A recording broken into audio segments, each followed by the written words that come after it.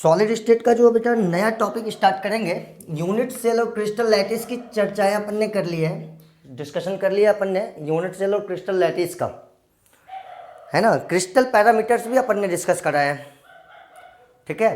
तो अब जो अपन आज डिस्कस करने जा रहे हैं वह टॉपिक है टाइप्स ऑफ यूनिट सेल।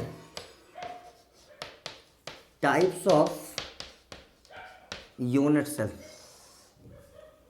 है ना। यूनिट सेल के टाइप के बारे में अपन स्टडी करेंगे, है ना। तो देखो, इसको जो यूनिट सेल के टाइप को अपन स्टडी करते हैं, इसके बेटा दो बेसिक्स होते हैं, है ना। कहता है कि on the basis of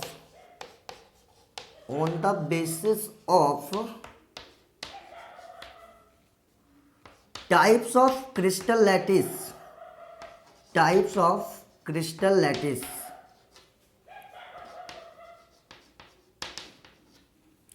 it has 7 types.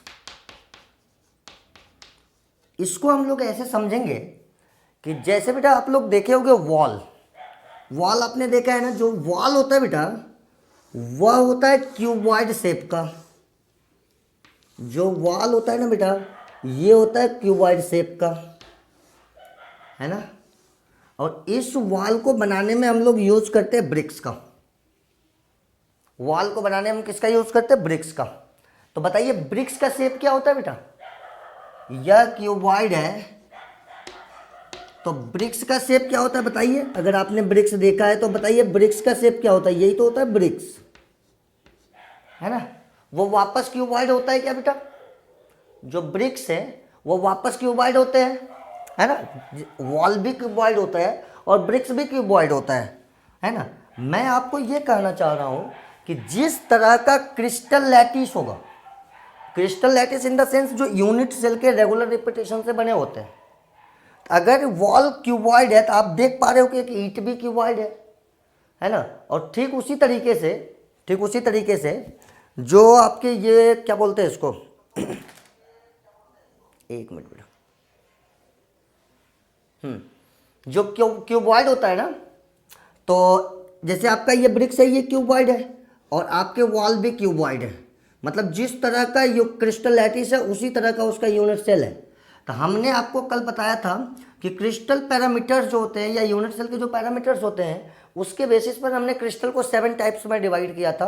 और हमने आपको बताया था कि एनसीईआरटी में इनके नाम लिखे हुए हैं उनके रिलेशंस के बेसिस पर, और आपने देखा भी होगा वह क्यूबिक, ऑर्थोरोम्बिक, मोनोक्लिनिक, है ना। तो इस तरह से वो 7 टाइप्स के होते हैं। मैं आपको यह बताना चाह रहा हूँ कि कोई भी क्रिस्टल लैटिस जिस टाइप का होगा उसका यूनिट सेल उसी टाइप का होगा। दैट इज, इसको हम लोग इस तरीके से लिखते हैं कि क्यूबिक यूनिट सेल हैज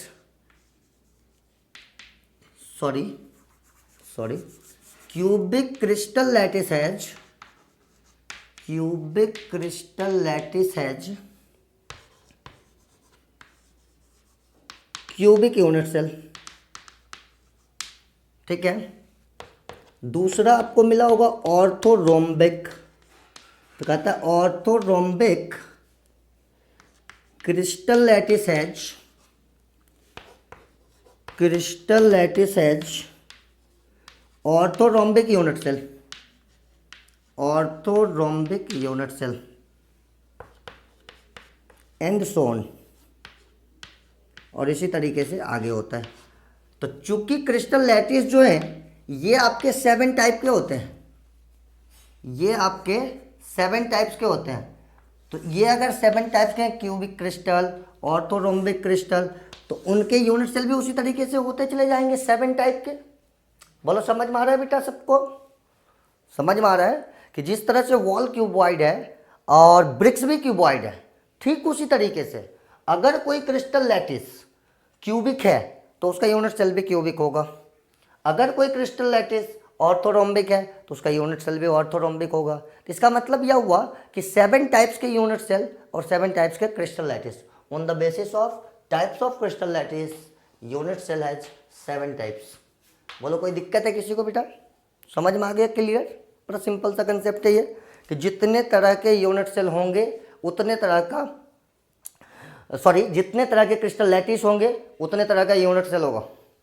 कोई प्रॉब्लम तो नहीं होगा बेटा किसी को, है ना? है क्या बेटा किसी को कोई problem?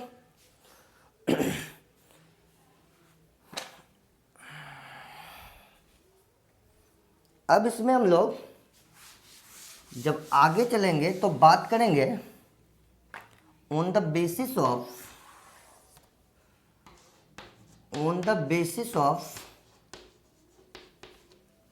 presence of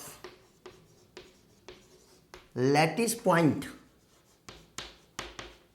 on the basis of presence of lattice point, जो आपका यूनिट सेल है उसको सबसे पहले दो पार्ट में डिवाइड किया गया है। कहता है कि जो लैटिस पॉइंट होते हैं, है ना, उसके प्रेजेंस के बेसिस पर यूनिट सेल के दो टाइप बनाए गए हैं। फर्स्ट टाइप को बोलते हैं primitive unit cell,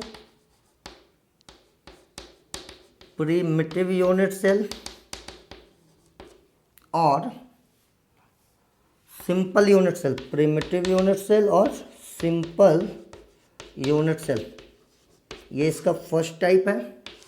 second type होता है centred unit cell. First type है प्रिमिटिव यूनिट सेल और सेकेंड टाइप है इसका सेंटर्ड यूनिट सेल। अब जो इसमें प्रिमिटिव यूनिट सेल होते हैं उसमें ध्यान से बेटा आप लोग सुन के इसको नोट करने की भी कोशिश कीजिए, बाद में भी लेक्चर सुनिए फिर उसको रफ में नोट कीजिए, है ना, तो आपको बहुत ज़्यादा फायदा मिलेगा। आप इसको सुन के लिखेंगे ना तो आपको बहुत बेहतर फायदा मिलेगा चीज़ों का। अब सुनिएगा, कहता है प्रिमिटिव यूनिट सेल हो गया, दूसरा सेंटर्ड यूनिट सेल हो गया। प्रिमिटिव को हम लोग सिंपल बोलते हैं। कहता है कि जो प्रिमिटिव यूनिट सेल होता है, प्रिमिटिव यूनिट सेल, अब देखो ये प्रिमिटिव जो है ये 7 टाइप का हो जाएगा। क्यूबिक में तो प्रिमिटिव क्यूबिक, ऑर्थोरोम्बिक में तो प्रिमिटिव ऑर्थोरोम्बिक, मोनोक्लिनिक में तो प्रिमिटिव मोनोक्लिनिक, इस तरह के ये 7 टाइप के हो जाएंगे, है ना। मतलब किस क्रिस्टल लैटिस का वो पार्ट है उसके बेसिस पर। तो अभी हम बात कर रहे हैं कि प्रिमिटिव यूनिट सेल और सिंपल यूनिट सेल होता क्या है, तो सुना जाए। प्रिमिटिव यूनिट सेल और सिंपल यूनिट सेल ऐसे यूनिट सेल होते हैं जिसमें लैटिस पॉइंट केवल कॉर्नर्स पे होते हैं। अगर क्यूब है तो क्यूब के कॉर्नर पे, ऑर्थोरोम्बिक है तो ऑर्थोरोम्बिक के कॉर्नर पे। आप जो भी लोग हो, आपके पास आपके एनसीईआरटी है, आप उसको ओपन करो और आपको उनमें सारी चीज़ें मिलेंगी, है ना। आप अपने एनसीईआरटी को बेटा ओपन करो और मैं आपको सजेस्ट कर रहा हूँ यहाँ से पेज, आप एनसीईआरटी ओपन कर लो और उसमें आप निकालो यूनिट सेल वगैरह, तो वहाँ पर आप देखो ये सारे आपको बने हुए मिलेंगे, प्रिमिटिव यूनिट सेल वगैरह सब लिखे हुए मिलेंगे। तो कहता है कि प्रिमिटिव यूनिट सेल या सिंपल यूनिट सेल ऐसा यूनिट सेल है जिसमें लैटिस पॉइंट सिर्फ कॉर्नर पर होते हैं। हम लिख सकते हैं lattice points are only at corner, only at corners. Lattice point सिर्फ कॉर्नर पर हो या जिसका कॉर्नर लैटिस पॉइंट हो, एक ही बात है। आप दोनों तरीके से चीज़ों को बोल सकते हैं। देखिए मान लीजिए यह आपका एक यूनिट सेल है और इसके कॉर्नर पर सिर्फ लैटिस पॉइंट हो, इसके कॉर्नर पर इस तरीके से लैटिस पॉइंट हो, ठीक है, तो हम लोग इसको बोलते हैं प्रिमिटिव। इसको बेटा बोलते हैं हम लोग प्रिमिटिव यूनिट सेल या इसका लैटिस पॉइंट है। तो जिसमें सिर्फ कॉर्नर पे लैटिस पॉइंट हो उसको बेटा हम लोग बोलते हैं simple unit cell, lattice points. दूसरा पार्ट है इसमें सेंटर्ड यूनिट सेल। कहता है जो सेंटर्ड यूनिट सेल होगा, सुनिए ध्यान से, इसमें कहता है जो लैटिस पॉइंट्स होगा, lattice points are at corners, lattice points are at corners as well as any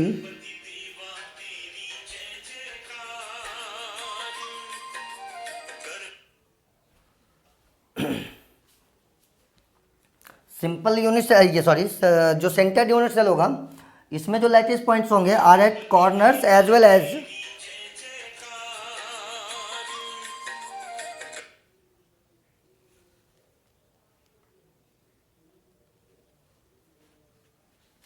ठीक है। सिंपल यूनिट सेल जो होंगे, सॉरी सेंटर्ड यूनिट सेल जो होंगे, उसमें जो लैटिस पॉइंट होगा वह कॉर्नर्स पे होगा और उसके साथ साथ एनी वन टाइप ऑफ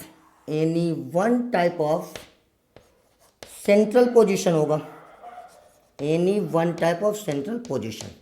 अब यह मैं आपको अभी क्यूब के बारे में एक डिटेल्स दूंगा, है ना, क्योंकि देखो जो क्रिस्टल लैटिस के बेसिस पर जो यूनिट सेल होता है उनमें सबसे ज़्यादा इंपॉर्टेंट होते हैं क्यूब वाले, क्यूबिक यूनिट सेल अपने लिए सबसे ज़्यादा इंपॉर्टेंट होते हैं। तो इसलिए अपन क्या करेंगे कि क्यूब के जितने भी प्रॉपर्टीज होते हैं, जितने भी उनके पार्ट्स होते हैं, उनको अपन एक एक करके पहले समझ लेंगे और फिर अपने को वहाँ से नंबर ऑफ लैटिस पॉइंट वगैरह निकालने में काफ़ी आसान हो जाएगा। तो सबसे पहले तो अपन यह समझें कि अगर लैटिस पॉइंट सिर्फ कॉर्नर पर है तो फिर वह प्रिमिटिव यूनिट सेल है, और अगर लैटिस पॉइंट कॉर्नर के साथ साथ, कॉर्नर पर होने के साथ साथ किसी एक तरह के सेंट्रल पोजीशन पर है, लाइक इसको अपन देखो इस तरीके से बनाता हूँ मैं इसका डायग्राम, ध्यान देना आप लोग। जैसे मान लो यह अपना यूनिट सेल है, यह अपना यूनिट सेल है, ठीक है। इसके कॉर्नर पर तो इस तरीके से देखो है ही लैटिस पॉइंट, साथ ही साथ बॉडी के सेंटर पर हो, है ना, साथ ही साथ बॉडी के सेंटर पर हो, तो यह सेंटर्ड यूनिट सेल की कैटेगरी में आता है, सेंटर्ड यूनिट सेल के कैटेगरी में आता है। अब मान लो जैसे देखो इसमें सेंटर्ड में कहा है बॉडी सेंटर पर, तो फिर इस सेंटर्ड को हम लोग कहने लगते हैं body centred unit cell, body centred unit cell फिर हम इसको बोलते हैं, ठीक है, बॉडी सेंटर्ड यूनिट सेल बोलते हैं। ध्यान रखना इसको अभी बीसीसी नहीं बोलते हैं, बीसीसी आगे चलकर अलग होता है ना, इसको अपन बोलते हैं बॉडी सेंटर्ड यूनिट सेल। और जो नेक्स्ट होता है, जैसे मान लीजिए कॉर्नर पर यूनिट सेल होने के साथ साथ, कॉर्नर पर यूनिट सेल होने के साथ साथ, जैसे मान लीजिए ये कॉर्नर इस पर यहाँ ये है, और इसके साथ साथ जितने भी फेस के सेंटर हैं उस पर लैटिस पॉइंट होने लगे, जितने भी फेस हैं सभी फेस पर, है ना, तो फिर हम इसको बोलते हैं फेस सेंटर्ड यूनिट सेल। इस तरीके से फेस सेंटर्ड यूनिट सेल बोलने लगते हैं इसको। तो बोलो आप लोगों को क्लियर हुआ कि प्रिमिटिव क्या होता है और सेंटर्ड क्या होता है? आप सब लोग बताओ मुझे कि प्रिमिटिव क्या होता है और सेंटर्ड क्या होता है। ये आप लोगों को समझ में आया कि जब लैटिस पॉइंट मतलब एटम का प्रेजेंस जब सिर्फ कॉर्नर पर होगा और सभी कॉर्नर पर होगा तो हम उसको बोलेंगे प्रिमिटिव। लेकिन जब कॉर्नर के साथ साथ किसी सेंट्रल पोजीशन पर होगा फिर हम उसको बोलेंगे सेंटर्ड। अगर वह सेंट्रल पोजीशन बॉडी का सेंटर है बॉडी सेंटर्ड, अगर वह सेंट्रल पोजीशन फेस का सेंटर है फेस सेंटर्ड। बोलो एनी डाउट? एनी डाउट बेटा? किसी को भी कोई डाउट है? एकदम फ्रीक्वेंट होके पूछा करो, पूछो। जैसे आप क्लासरूम में पूछते हो, जब तक ये चीज़ें चल रही है लॉकडाउन टाइप की चीज़ें, तब तक आप इसी पर उतने ही ओपन होने की कोशिश करो, है ना। जल्दी मैं आप लोगों का एक ग्रुप बना दूंगा जिसमें आप डाउट वगैरह सब पूछोगे, है ना। एक व्हाट्सएप ग्रुप बना लेंगे अपन, उसमें आप मुझे जैसे मतलब आप डाउट जो भी होंगे आपके, आप उसके फ़ोटोज़ वगैरह या जैसे भी हो आप मुझे पूछोगे और मैं क्लियर करूँगा। उसका एक पर्टिकुलर टाइम फिक्स कर लेंगे अपन, दिन में एक टाइम फिक्स रहेगा और उसमें हम लोग डिस्कस कर लेंगे अपने डाउट्स को। कहानी खत्म, है ना। बुक्स पता रहेगा अपने को, असाइनमेंट अपने को पता रहेगा कि अपने को करना क्या है, अपन अच्छे से डिस्कस कर लेंगे। लेकिन उन सब चीज़ों के लिए ज़रूरी यह है कि अपने को क्लास में डाउट ना हो, है ना बेटा। ये सबसे ज़्यादा ज़रूरी है कि क्लास की चीज़ें पहले अपने को समझ में आ जाए, है ना। तो फिर वहाँ डाउट सेशन में भी अपने जो डाउट्स होंगे उस डाउट्स में क्वालिटी होगी, काफ़ी अच्छे क्वालिटी के डाउट्स होंगे आप।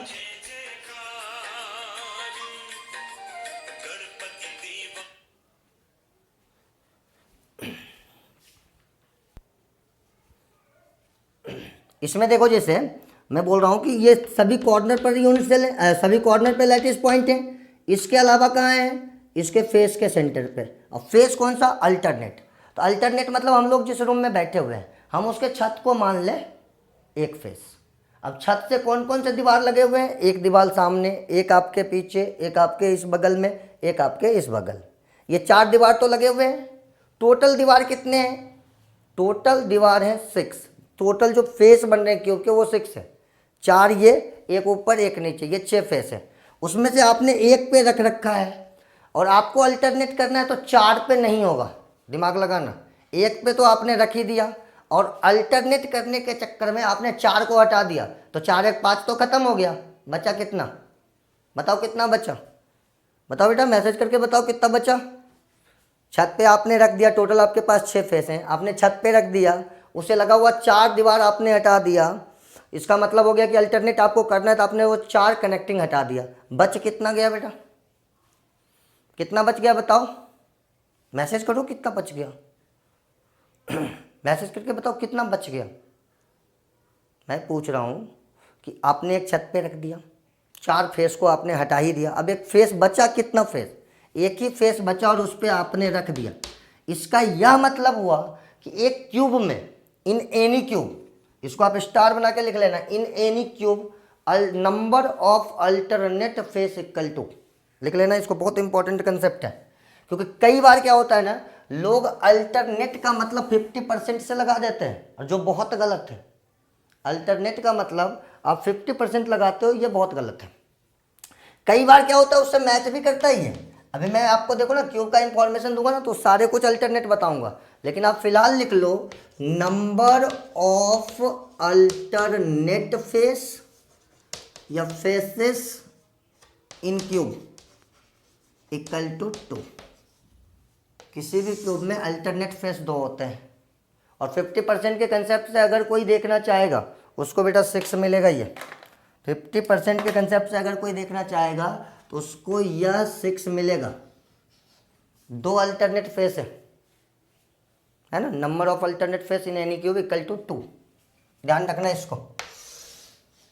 तो अब हम लोग थोड़ा सा समझ चुके होंगे कि जो जो यूनिट सेल होते हैं वो प्रिमिटिव क्या होते हैं और सेंटर्ड क्या होते हैं। और सेंटर्ड में इनके हो गए 3 टाइप, एक तो हो गया बॉडी सेंटर, दूसरा हो गया फेस सेंटर, और ये जो तीसरा टाइप है ना बेटा, इसको बोलते हैं एंड सेंटर्ड। इसको बोलते हैं थर्ड टाइप को हम लोग एंड सेंटर्ड, जिसमें अल्टरनेट फेस पर होता है, इसको हम लोग बोलते हैं एंड सेंटर्ड। ये रहा आपका एंड सेंटर्ड का एक्सप्लेनेशन। फेस सेंटर के लिए अगर हम आते हैं तो लैटिस पॉइंट में क्या क्या लिखे हैं बताओ बेटा, बताओ आप लोग कि हम लोग फेस सेंटर्ड के लैटिस पॉइंट में क्या क्या लिखें। अगर हमने इंड सेंटर में कॉर्नर्स लिखा है और अल्टरनेट फेस सेंटर लिखा है, अल्टरनेट फेस सेंटर लिखा है किसमें? इंड सेंटर में। बताइए फेस सेंटर में बेटा हम लोग क्या लिखेंगे? बताइए सोच के। हम लोग फेस सेंटर्ड यूनिट सेल के लिए लैटिस पॉइंट क्या लिखेंगे? ध्यान से देखिए, फिर मैं बोल रहा हूं, यहां पर हमने लिखा है कॉर्नर्स, मतलब सभी corners, plus alternate face centres. तो बोलो यहां क्या लिखेंगे अपन?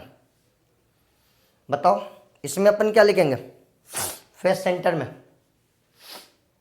देखो बेटा सोच के देखो क्या लिखेंगे अपन फेस सेंटर्ड में। अपन लैटिस पॉइंट क्या लिखेंगे बताइए? फिर से देखो, इंड सेंटर्ड में हमने लिखा है corners plus alternate face centres. तो हम लोग क्या लिखेंगे फेस सेंटर के लिए लैटिस पॉइंट? फिर लिखेंगे कॉर्नर्स, क्योंकि सभी कॉर्नर पर है ना, तो फिर लिखेंगे कॉर्नर्स। ध्यान देना, सभी कॉर्नर पर हैं, इसलिए हम लोग लैटिस पॉइंट लिखेंगे कॉर्नर्स प्लस फेस सेंटर्स। अब अल्टरनेट वगैरह कुछ नहीं करना है, और हम फेस सेंटर्स लिख देंगे तो क्लियर हो जाएगा सभी फेस का सेंटर। बोलो कोई डाउट है बेटा किसी को? फेस सेंटर में कोई डाउट हुआ किसी को?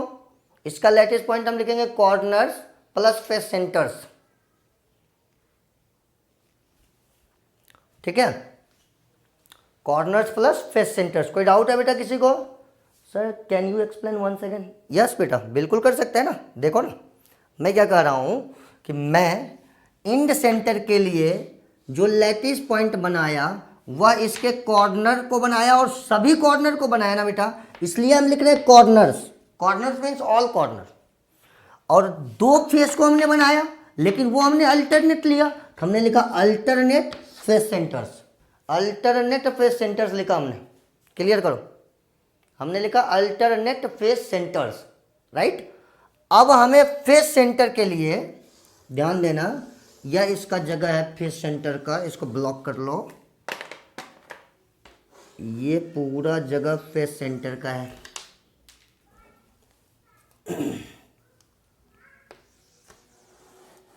ये, और इसमें पता करना है मुझे कि लैटिस पॉइंट क्या क्या है। तो बेटा देखो सभी कॉर्नर है ना इसके, 1 2 3 4 5 6 7 और ये 8 कॉर्नर होते हैं। सारे कॉर्नर पर लैटिस पॉइंट है। तो हम इसके बदले में लिखे कॉर्नर्स, इसके बदले में हमने क्या लिख दिया, कॉर्नर्स। और साथ में देखा जाए, एक मिनट,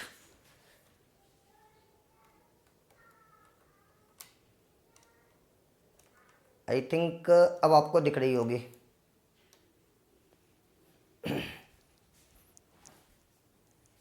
थोड़ा सा और,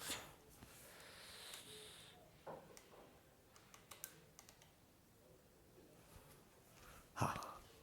तो कॉर्नर्स प्लस फेस सेंटर्स, बोलो अब बेटा क्लियर हुआ, अब बेटा क्लियर हुआ। एक से ज्यादा कॉर्नर पर है इसलिए कॉर्नर्स, और एक से ज्यादा फेस पर है इसलिए face centres, not face centre, face centres या फेसेस ऐसा बोल सकते हैं। फेसेस बोल सकते हैं फेस सेंटर्स के बदले में, फेस नहीं बोलेंगे। इस बात को एकदम ध्यान रखेंगे, है ना, क्योंकि एक से ज्यादा पर है। सभी पर है तो सीधे फेस सेंटर्स लिख दिया, अल्टरनेट पर है तो अल्टरनेट फेस सेंटर्स लिखा। बेटा सबके क्लियर हो गए, जो भी क्लासरूम में हो बेटा सबके क्लियर हो गए ये चीज। Face centres, face centres unit cell के लिए या फेस सेंटर्ड यूनिट सेल के लिए लैटिस पॉइंट क्या होगा, तो होगा corners plus face centre. Actual में लैटिस पॉइंट ना एटम नहीं होता है, वो जिस जगह पे होते हैं वो जगह ही होता है। Lattice point is that place, not any atom. जिस प्लेस पर एटम होते हैं उस प्लेस का नाम लैटिस पॉइंट है। एटम का नाम कहीं से भी लैटिस पॉइंट नहीं है। एटम का कैलकुलेशन हम लोग बाद में करेंगे, उसके पहले हमें सीखना पड़ेगा कि लैटिस पॉइंट का कैलकुलेशन, लैटिस पॉइंट कितने हैं। तो lattice point is a place, right. अगर हम प्रिमिटिव में आते हैं तो कॉर्नर्स, प्रिमिटिव में आते हैं तो लैटिस पॉइंट जो हो गया are at corners, are at each corners, ऐसा लिख दो, are at each corners as well as, ये सेंटर्ड का है sorry, lattice points are only at corner. देखो यहाँ भी हमने लिखा है कॉर्नर्स, वापस एक बार रिवाइज करो। हम लोगों ने प्रिमिटिव में लिखा है लैटिस पॉइंट्स, यही प्रिमिटिव था, और उसमें हमने लिखा है lattice points are at corners, lattice points are at corners.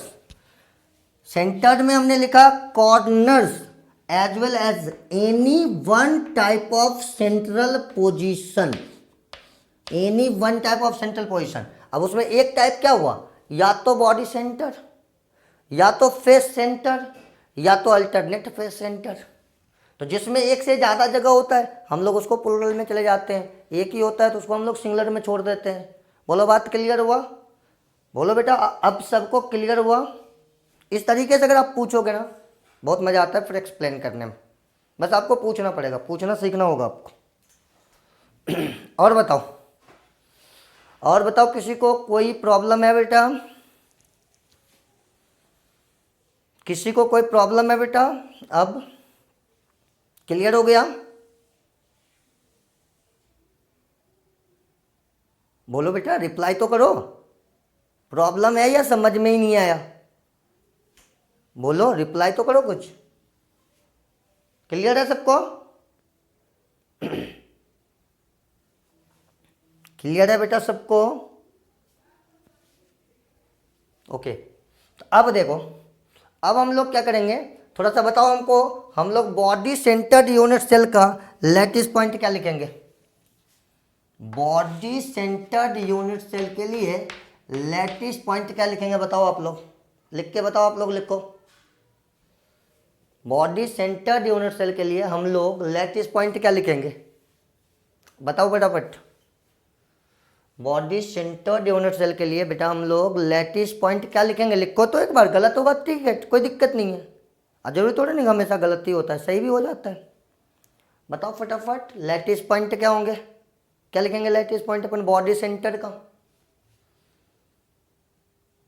लिखो बेटा लिखो सब लोग, लैटिस पॉइंट हम इसका क्या लिखेंगे, देखो कॉर्नर्स तो वापस लिख देंगे ना बेटा, कॉर्नर्स तो वापस लिख देंगे इसमें भी, और साथ में लिख देंगे बॉडी सेंटर, क्योंकि बॉडी का सेंटर एक से ज़्यादा नहीं होता, इसलिए लिख देंगे हम बॉडी सेंटर। तो ये हो गए इसके लैटिस पॉइंट, ये हो गए इसके लैटिस पॉइंट, ठीक है। Corners and centre of body, correct, correct है, बॉडी सेंटर बोल देते हैं उसे को, एस नहीं लगाएंगे, बॉडी सेंटर्स नहीं लिख सकते क्योंकि एक ही बॉडी सेंटर होता है। वेरी गुड, है ना। तो जिसको जिसको बेटा समझ में आया ना वो एक बार लिखो, एक बार मैसेज करो, कॉपी में लिखो, तब जाके आपको वो याद रहेगा थोड़े दिनों तक, नहीं तो निकल जाएगा। जैसे क्लासेस बंद होगी दिमाग से निकलेगा चीज़, और फिर आपको बहुत ज़्यादा रिवाइज करना पड़ेगा। इसलिए आपको जैसे ही चीज़ें समझ में आए ना, आप फटाफट उसको मैसेज करो, फटाफट उसको लिखो, कॉपी में भी लिखो, लिख के मैसेज भी करो, जैसे भी मत करो, मतलब इसी को प्रैक्टिस बोलते हैं। तो अब हम लोग देखो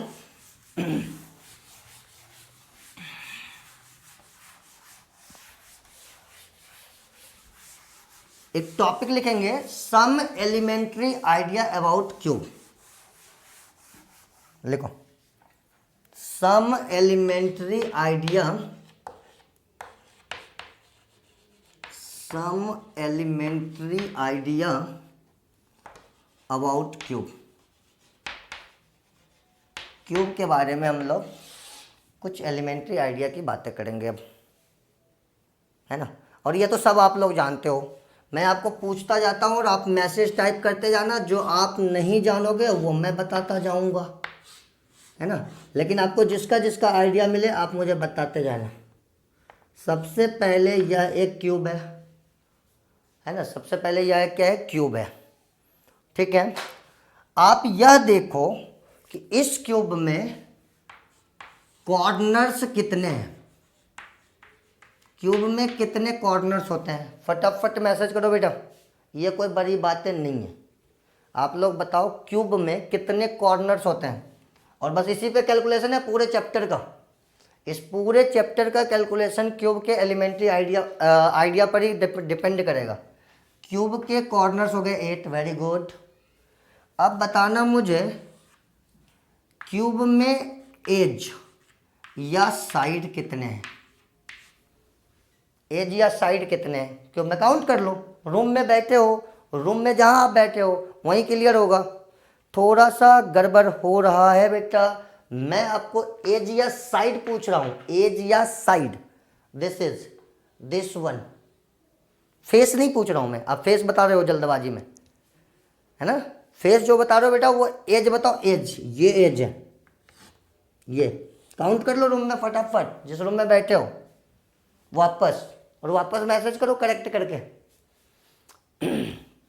कितने हो गए, 12, वेरी गुड, 12। और हम लोग जानते हैं इसके लेंथ इक्वल होते हैं, इसको चलो हमने ए से डिनोट किया और इसका नाम दे दिया हमने एज लेंथ, इसका हमने नाम दे दिया एज लेंथ, ओके, ए। नेक्स्ट आप बताओ इसमें फेस कितने होते हैं, फेस, नेक्स्ट आपका है बेटा फेस कितने होते हैं, फेस का करो बताओ, फेस, फेस ये इसका फेस है, बताओ फेस कितने हैं, 6, वेरी गुड। मैं थोड़ा सा लिख देता हूँ, this one face, this is edge, this one corner. आप लोग भी इसको एकदम लिखते चलो, इसका बहुत ज़रूरत है इस चैप्टर में। फेस इसका हो गया 6, बहुत बढ़िया। अच्छा बताना इसका जो फेस है वो किस शेप का है, उसका ज्योमेट्री क्या होता है, क्यूब के जो फेस होते हैं उसकी ज्योमेट्री क्या होती है, किस ज्योमेट्रिकल शेप में होता है क्यूब का फेस। ये जो 6 फेस है क्यूब में, इसकी ज्योमेट्री क्या होती है, इसका शेप क्या होता है खुद का, बताइए फटाफट बेटा, फटाफट बताइए थोड़ा सा। क्यूब का जो फेस होता है, देखो एक बच्चे ने मैसेज किया बहुत सही, इसका जो फेस होता है वो स्क्वायर होता है ना। और उस स्क्वायर के लिए भी एज लेंथ यही ए होगा, देख लो ध्यान से, इसका भी जो एज लेंथ होगा यही होगा, है ना, यही होगा ए, ओके। नेक्स्ट कहता है कि अगर इसके फेस स्क्वायर होते हैं तो जो क्यूब का फेस डायगोनल होगा, फेस डायगोनल, वह एक फेस पे कितना बनेगा, एक फेस पर, क्यूब के एक फेस पर, मतलब एक स्क्वायर हो गया, क्यूब का एक फेस मतलब अब एक स्क्वायर हो गया।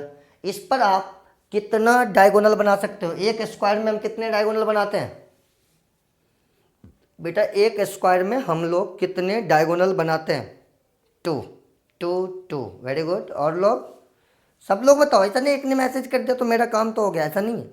आप अपने तरफ से एंड अपने इंट्यूजन से जाओ। कितने हो गए बेटा, अभी भी 3 ही लोग मैसेज किए हैं, देख लो 1 2 और बच रहे हो, 2 3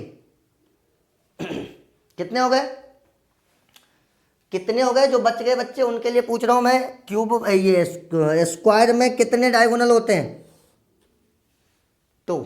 और जो स्क्वायर के डायगोनल होते हैं ना, उसी को हम लोग क्यूब का फेस डायगोनल बोलते हैं। जो स्क्वायर का डायगोनल होता है ना, उसी को बेटा हम लोग क्यूब का, देखो इस पे बना देता हूँ, ये फेस डायगोनल बोलते हैं। तो क्या हम लिख सकते हैं कि जो क्यूब में फेस डायगोनल होता है वो 2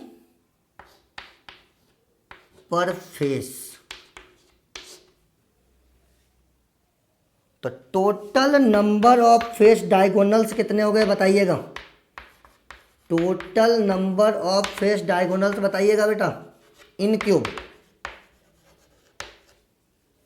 इसमें 2 पार्ट बना देते हैं, एक पर फेस और एक total. Total number of face diagonal कितने हो जाएंगे बेटा फिर, अगर एक फेस पे 2 फेस डायगोनल हैं तो क्यूब में टोटल फेस डायगोनल कितने हो जाएंगे, 12 12।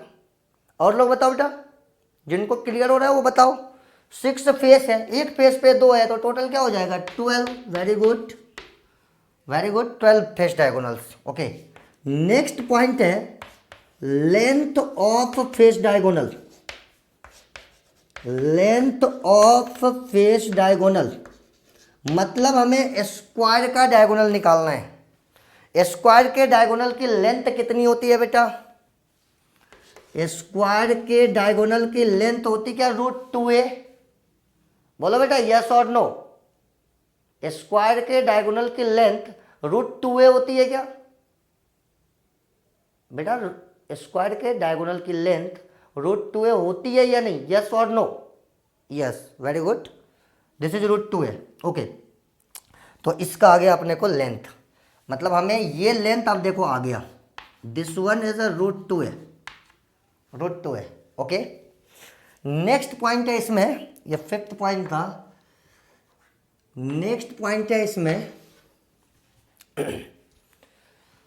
नेक्स्ट पॉइंट है बेटा इसमें बॉडी डायगोनल का, बॉडी डायगोनल।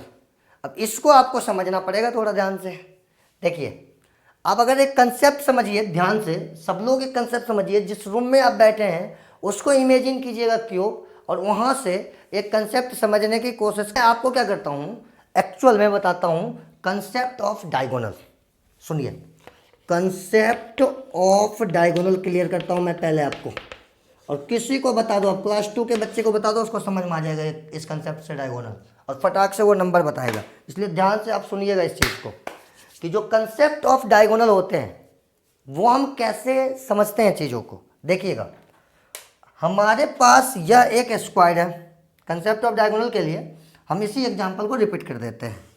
मान लो हमारे पास यह एक स्क्वायर है ना, और हमको बनाना है इसका डायगोनल। इसको हम बना लेते हैं, उसी को बेसिक बना के हम लोग क्यूब में भी बना देंगे। हम लोगों के पास यह एक स्क्वायर है, हम लोग मान लो इसके एक कॉर्नर सेलेक्ट किए हैं। देखो, हम लोग जैसे ऐसे करे हैं ना, तो यह कॉर्नर सेलेक्ट किए हैं लेफ्ट साइड पे। बोलो कोई डाउट है किसी को, यह कॉर्नर हमने लेफ्ट साइड पे, लेफ्ट हैंड साइड पे सेलेक्ट किया है, राइट। यह जो कॉर्नर हमने सेलेक्ट किया है वह हमने लेफ्ट हैंड साइड पे सेलेक्ट किया है, लेफ्ट हैंड साइड पे सेलेक्ट किया है। ओके, और ये देखो, ये अपर है, ये लोअर है, तो हमने लोअर साइड पे सेलेक्ट किया है, लोअर साइड पे लेफ्ट साइड पे, लोअर साइड पे लेफ्ट साइड पे।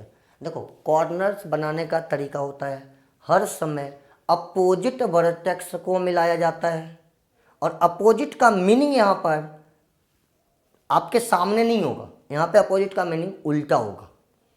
अपोजिट का मतलब देखो, यहाँ अगर आपने लेफ्ट लिए ना तो आप दूसरा कॉर्नर राइट पे लोगे, यहाँ अगर आपने नीचे लिया ना दूसरा आप ऊपर लोगे।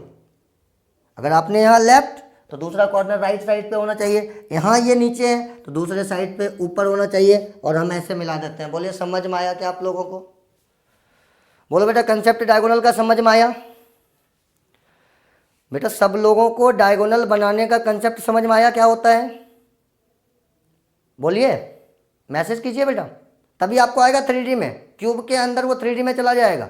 और अगर हमारे पास कंसेप्ट होंगे तो हम उसको लगा देंगे, हमको फटाक से दिखेगा वो। क्लियर हो रहा है? डायगोनल का कंसेप्ट है अपोजिट वर्टेक्स को मिलाना है, सिंपल। डायगोनल का कंसेप्ट है अपोजिट वर्टेक्स को मिला देना है। जैसे हमने ये लेफ्ट लिया तो ये देखो राइट लिया है, इधर लेफ्ट वाला ने लिया राइट लिया, इधर हमने नीचे लिया इधर हमने ऊपर लिया, बस यही कंसेप्ट होता है इसका डायगोनल बनाने का, है ना। तो फेस पर बनाओ या किसी भी ज्योमेट्री के बॉडी में जाके बनाओ, कंसेप्ट यही होता है, डायगोनल बनाना है, अपोजिट वर्टेक्स को मिला देना है, ठीक है। अब देखो, अब तुम जिस रूम में बैठे हो, जहां कहीं भी बैठे हो, आप ध्यान दो उसमें। जैसे सपोज करो यही तुम्हारा रूम है और तुम यहाँ पे इस तरफ बैठे हो, इधर या उधर कहीं फेस करके बैठे हो, तुम जानो जहाँ बैठे हो। अब ध्यान से समझो कि आपने क्या किया, बॉडी डायगोनल बनाने के लिए आपने एक कॉर्नर सेलेक्ट किया। आपको कंस्ट्रक्ट करना है बॉडी डायगोनल और आपने सेलेक्ट किया है एक कॉर्नर। ध्यान दीजिएगा, आपने ये कॉर्नर सेलेक्ट किया, तो आप मुझे ये बताओ, आप यह कॉर्नर लेफ्ट हैंड साइड पे सेलेक्ट किया हो या राइट हैंड साइड पर? जवाब देते जाओ, देखो आपको 2 मिनट में बॉडी डायगोनल दिखना शुरू हो जाएगा। या जो हमने कॉर्नर लिए ये लेफ्ट हैंड साइड पे या राइट हैंड साइड पे? ये कॉर्नर बेटा हमने लेफ्ट हैंड साइड पे लिए या राइट हैंड साइड पे? बताइए, फटाफट मैसेज कीजिए, आपको देखिए समझ में आएगा। लेफ्ट पे। और बोलो जिसको जिसको दिख रहा है बेटा, जिसको जिसको दिख पा रहा है कि यह कॉर्नर लेफ्ट पे है या राइट पे, उसको क्लियर करो। अपने हाथ को ऐसे रखो, क्लियर हो जाएगा कि लेफ्ट हैंड पे है कि राइट हैंड पे है। किस पे है? लेफ्ट पे है।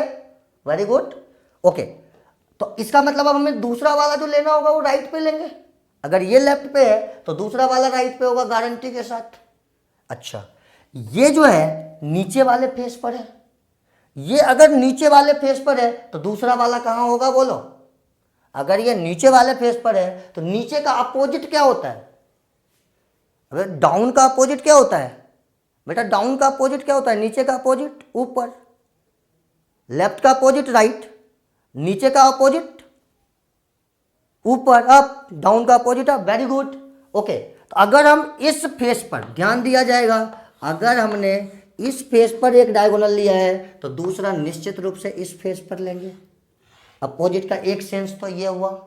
अगर हमने ये लेफ्ट लिया है उधर राइट लेंगे, ये तय, मतलब ये और ये में से कहीं होगा राइट।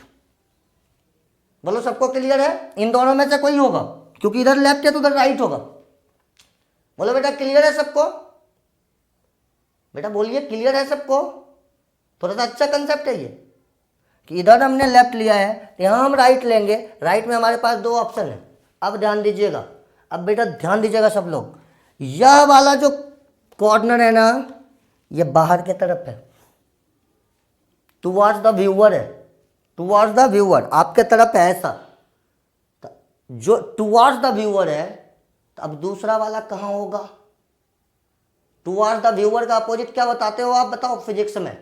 आप फिजिक्स में टुवर्ड्स द व्यूअर का 180 डिग्री क्या बताते हो? दिमाग लगाओ, टुवर्ड्स द व्यूअर का अपोजिट क्या बताते हो आप? बोलो बेटा, टुवर्ड्स द व्यूअर का अपोजिट क्या बताते हो? अवे फ्रॉम व्यूअर क्या बताते हो? Away from viewer. या इसको अगर हम बोलते हैं प्लेन के बाहर तो दूसरा होगा प्लेन के अंदर। बोलो क्लियर है बेटा? अगर ये प्लेन के बाहर है दूसरा होगा प्लेन के अंदर, मतलब ये नहीं होगा ये होगा। देखो क्लियर करो, क्लियर करो। ये 2 वर्टेक्स सेलेक्ट करने में किसी को कोई दिक्कत है क्या? हर तरीके से वह एक दूसरे का अपोजिट है। जो 2 कॉर्नर कभी भी डायगोनल बनाता है वह हर तरीके से एक दूसरे का अपोजिट होता ही है। यही कंसेप्ट होता है उसका, डायगोनल का। बोलो बात क्लियर हो गया बेटा? क्लियर हो गया सबको कि डायगोनल का कंसेप्ट क्या होता है, कैसे बनाते हैं? एकदम से क्लियर हुआ बेटा सबको? बोलिए। गिव योर रिस्पॉन्स बेटा, रिस्पॉन्स दीजिए अपना। क्लियर है ना? अब देखो ये हम मिला देते हैं। ये बन गया एक बॉडी डायगोनल, ये बन गया बेटा एक बॉडी डायगोनल आपका, ये एक बॉडी डायगोनल बना। और दिमाग लगाइए, एक बॉडी डायगोनल बनाने में आपने क्यूब का, एक बॉडी डायगोनल बनाने में आपने क्यूब का कितना वर्टेक्स यूज किया है? आपने एक बॉडी डायगोनल बनाने में क्यूब के कितने कॉर्नर्स का या वर्टेक्स का यूज किया है बेटा? 2। बहुत बढ़िया। क्यूब में टोटल कॉर्नर्स कितने हैं बेटा? क्यूब में टोटल कॉर्नर्स कितने हैं बेटा? 8। वेरी गुड, 8 है। बताइए सब लोग, टोटल कॉर्नर्स कितने क्यूब में? 8 है ना। और आपने एक बॉडी डायगोनल बनाने के लिए उसके कितने कॉर्नर का यूज कर लिया?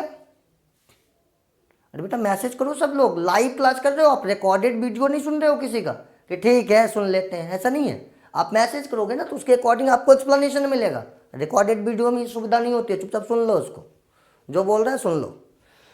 क्यूब में टोटल कॉर्नर 8 होते हैं, 2 कॉर्नर से एक बॉडी डायगोनल बना, तो बताइए आप कितने बॉडी डायगोनल बना सकते हैं? यूनिटरी मेथड का क्वेश्चन आ गया बेटा, यूनिटरी मेथड का क्वेश्चन आ गया कि अगर हम 2 वर्टेक्स से एक बॉडी डायगोनल बनाते हैं, टोटल 8 कॉर्नर हमारे पास हैं या 8 वर्टेक्स हैं, कितने बनाएंगे? 4। बहुत बढ़िया, वेरी गुड, समझ में आ गया आपको? तो कहाँ गया वो कंसेप्ट ऑफ डायगोनल में? आप लिख लोगे, आप लोग कंसेप्ट ऑफ डायगोनल में लिख दोगे, it is formed always by, it is formed always by joining opposite vertex. यही इसका कंसेप्ट है, अपोजिट वर्टेक्स और corners. This is the concept of diagonal, है ना। और यहां से अब मुझे पता चल चुका है कि जो क्यूब है उसमें बॉडी डायगोनल का जो नंबर होगा, बॉडी डायगोनल्स का जो नंबर होगा ये होगा 8। अब तो बेटा किसी को कोई प्रॉब्लम नहीं होगा मेरे हिसाब से कि क्यूब में, गलत लिखा मैंने, बॉडी डायगोनल्स 4 होंगे, सॉरी, बॉडी डायगोनल्स 4 होंगे और इस यहाँ तक पहुँचने का तरीका है 8/2। यहाँ तक पहुँचने का तरीका है 8/2। एक को बनाने में 2 वर्टेक्स का यूज हुआ है, टोटल वर्टेक्स 8 होते हैं, देयरफॉर 8/2 4 बॉडी डायगोनल्स आएंगे। नेक्स्ट पॉइंट अपना रहेगा लेंथ ऑफ बॉडी डायगोनल। ध्यान देना, अब लेंथ ऑफ बॉडी डायगोनल है ना, लेंथ ऑफ बॉडी डायगोनल। अब आप क्या करो, आप जिस रूम में अभी बैठे हो उसके फर्श पे एक ये डायगोनल बनाओ। सोचो कि ये बना हुआ है, उसके फर्श पे एक ये डायगोनल, जिस रूम में आप बैठे हो उसके फर्श पे किसी एक कॉर्नर से ऐसे मिला के बना लो एक डायगोनल। और ये मान लो इसके एक कॉर्नर वाले ऐसे लेंथ है, कोई एक कॉर्नर से उसी रूम में मान लो कि कोई एक कॉर्नर से है ना, जस्ट लाइक ये देखो, मैं दिखाता हूँ आपको तो ध्यान देना। ये देखो आप, ये देखो, ये कॉर्नर है ना, ये कॉर्नर है ना, ध्यान दो, ये वाला नीचे फेस है, वहाँ से एक डायगोनल चला है और वो कॉर्नर वाला है। अब अपने को इस पर पहुँचना है, इस निष्कर्ष पर पहुँचना है बेटा, यहाँ से 1 मिनट।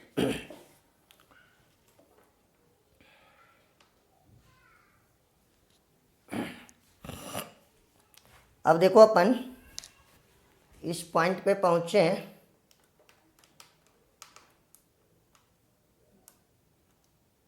ओके, इस पॉइंट पे पहुंचे हैं कि ये जो वर्टेक्स है √3, a √3, very good very good very good, a √3 ही होता है बेटा, एकदम सही। हमको ये बता दो कि ये जो फेस डायगोनल है और यह जो एज है, इन दोनों के बीच एंगल कितना है? वह जो फेस डायगोनल है और वह जो एज है, यह जो एज है और यह जो फेस डायगोनल है, दोनों के बीच का एंगल कितना है? रूम में देखोगे तो तुरंत दिखेगा, यहाँ पे देखोगे तो अलग भी दिख सकता है।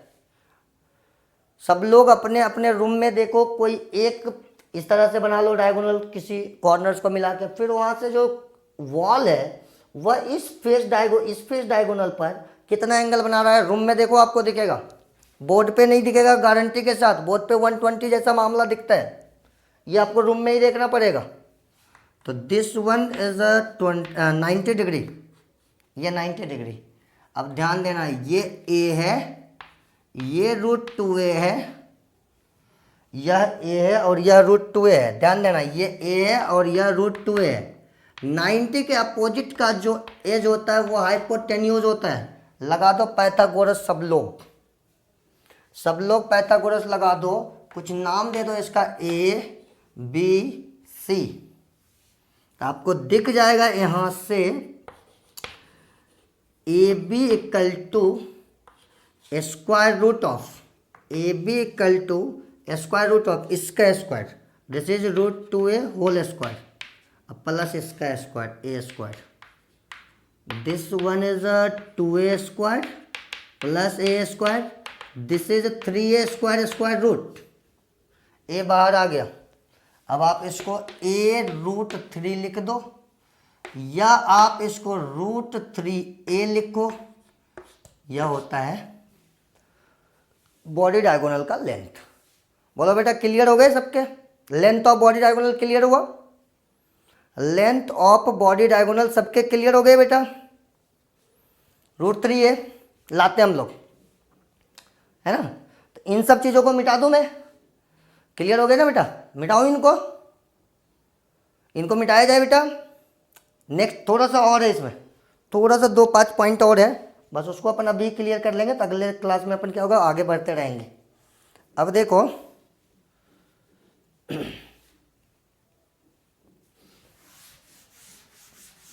ध्यान दो, थोड़ा सा बस ध्यान दो, बस खत्म है सारा काम। 2 छोटे छोटे पॉइंट्स और है, बस उसको समझ लो, क्योंकि इन्फॉर्मेशन मिल जाएगी। अगला क्लास पूरा कैलकुलेशन का होगा, आप लोग एनसीईआरटी पढ़ लोगे, इस लेक्चर को बढ़िया से सुन लोगे, फिर अगर रिकॉर्डेड अवेलेबल होगा। बाकी आप सब कुछ लिखते हुए चलो, रिकॉर्डेड के भरोसे मत रहो, अपने कॉपी को पढ़ो, एनसीईआरटी को पढ़ो, यह आपके लिए सबसे बेस्ट है।